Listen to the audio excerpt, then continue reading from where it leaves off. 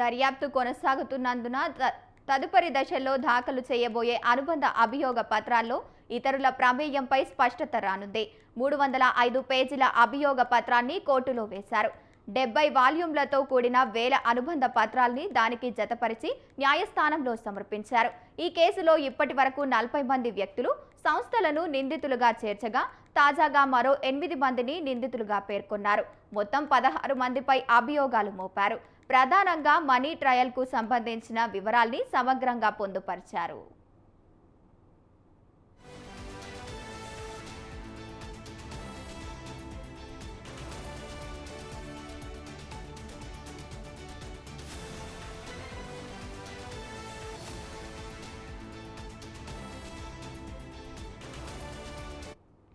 మద్యం కుంభకోణంపై గతేడాది ఏపీసీఐడీలో కేసు నమోదైంది.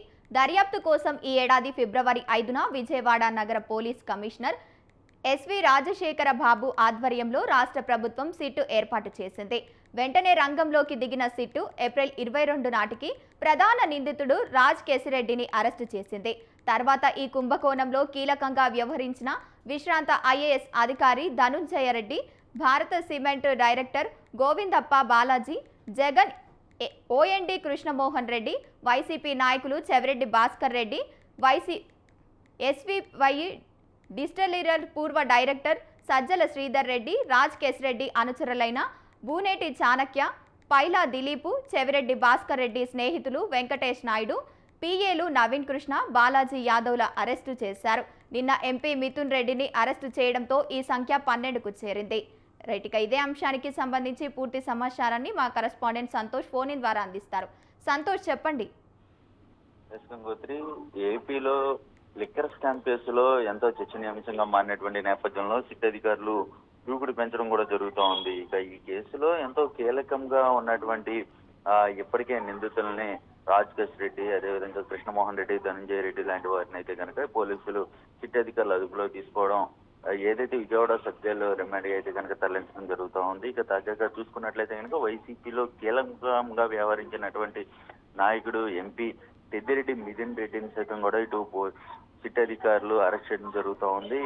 ఇటీవలే ఏదైతే ఇటు ఛార్జ్ షీట్ లో A4 గా ఉన్నటువంటి మిథున్ రెడ్డిని అయితే సుప్రీంకోర్టులో కావచ్చు, అదేవిధంగా హైకోర్టులో ముందస్తు బెయిల్ నిరాకరించినటువంటి నేపథ్యంలోనే ఇక సిట్ అధికారులు అయితే కనుక విచారణకి పిలిపించి అరెస్ట్ చేయడం జరుగుతూ ఉంది. దీనికి సంబంధించి ఇక ఏదైతే లోక్సభకి సైతం కూడా ఇక ఈ యొక్క అరెస్ట్ ని పంపించడం జరుగుతూ ఉంది. ఇక ఏదైతే 21వ తేదీ నుంచి ఇక పార్లమెంటు సమావేశాలు జరుగుతున్నటువంటి నేపథ్యంలోనే ఈ అరెస్ట్ ని సైతం ఇటు పార్లమెంట్ స్పీకర్ సైతం కూడా పంపించడం జరుగుతూ ఉంది. ఏదేమైనప్పటికీ ఇటు మిథున్ రెడ్డి నుంచి కీలకమైనటువంటి ఆధారాలు సేకరించేందుకు విచారణ చేపట్టినప్పటికీ విచారణలో భాగంగా ఇటు మిథున్ రెడ్డి నుంచి ఎటువంటి సమాచారం అందకపోవడం, అదేవిధంగా ఇటు మిథున్ రెడ్డిని భాగంగా కేంద్రంగానే ఇటు ఈ యొక్క సిండికేట్ అనేది జరిగింది. అదేవిధంగా డిస్టిలరీస్ పాలసీ రూపకల్పన, అదేవిధంగా ఇటు సత్యప్రసాద్ అని చెప్పి ఏపీ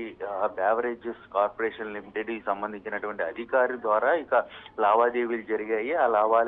ఆ లావాదేవీలన్నీ కూడా షెల్ కంపెనీల ద్వారా కూడా అనేక కంపెనీలకి, అనేక అకౌంట్లకి ఈ యొక్క డబ్బు తరలి వెళ్ళింది. డబ్బు అంతా కూడా ఇటు గత ఎన్నికల్లో భారీగా ఖర్చు పెట్టారు. అదేవిధంగా ఈ యొక్క డబ్బు అంతా ఎన్నికల్లో సంబంధించినటువంటి అంశాలుగా అయితే చూపించడం జరుగుతూ ఉంది అంటూ ఇటు సిట్ అధికారులు అయితే తేల్చి చెప్పడం జరుగుతూ ఉంది. మొత్తంగా చూసుకున్నట్లయితే కనుక ఈ యొక్క ఛార్జ్ షీట్ లో కొంతమంది కీలకమైనటువంటి వ్యక్తులను అయితే చేర్చడంతో పాటు దాదాపు మాజీ ముఖ్యమంత్రి జగన్మోహన్ రెడ్డి పేరు సైతం కూడా ప్రస్తావిస్తున్నటువంటి పరిస్థితులు నెలకొన్నాయని తెలుస్తా ఉంది. ఎందుకంటే ఇందులో నిందితులందరూ కూడా జగన్మోహన్ రెడ్డికి తెలిసినటువంటి వ్యక్తులే.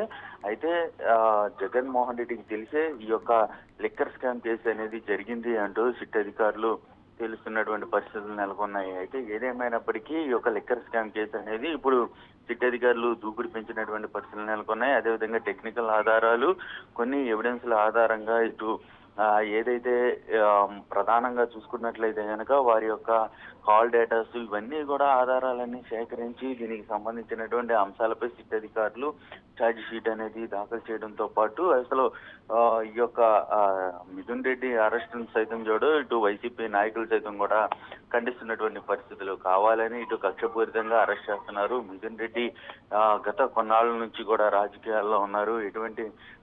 ఎటువంటి ఆరోపణలు ఎదుర్కోలేనివంటి వ్యక్తిపై కావాలని ఇప్పుడు ప్రభుత్వం వచ్చి కక్ష సాధింపు రెడ్ బుక్ రాజ్యాంగం నడిపిస్తున్నారు అంటూ కూడా ఇటు వైసీపీ నాయకులు చెప్తా ఉన్నారు. మొత్తంగా చూసుకున్నట్లయితే కనుక ఇక మిథున్ రెడ్డి అరెస్టు తోటి ఒక్కసారిగా ఇటు సిట్ దర్యాప్తు అనేది ముమ్మరంగా వేగవంతం అనేది కూడా జరుగుతూ ఉన్నట్టు కూడా తెలుస్తా ఉంది Gangotri. Right, thank you Santosh.